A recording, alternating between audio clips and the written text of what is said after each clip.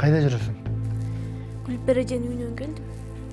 Гүлпер эженин үйүндө түн жарымга чейин эмне кылып жүрүң?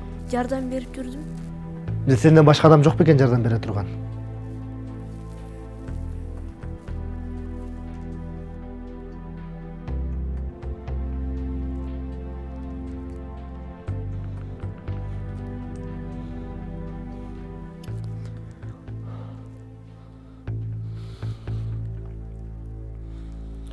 Алло, Гүлпери кандайсыңар? Жакшы.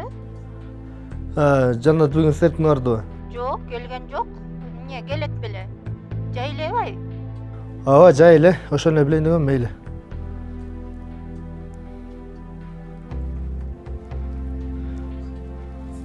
Эмнеге мага калп айттың? Ия. Каякта жүрдүң ушулга чейин? Тайке, мен чын эле айтып атам.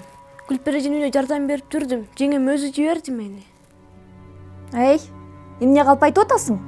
Сен эртең мен сумканы алган бойдон эми келбедиң бе? Мен сени азыр көрүп атам. Анан да калдыгы сумкаңды үйгө келген болсоң таштап кетмексиң да. Сен чын эле чоңойгон окшойсуң, Такыр эле сөз укпай калдың. Bir gün карасаң электрон тамек чегип жүрөсүң. Bir gün карасаң түн жарымга чейин жүрөсүң.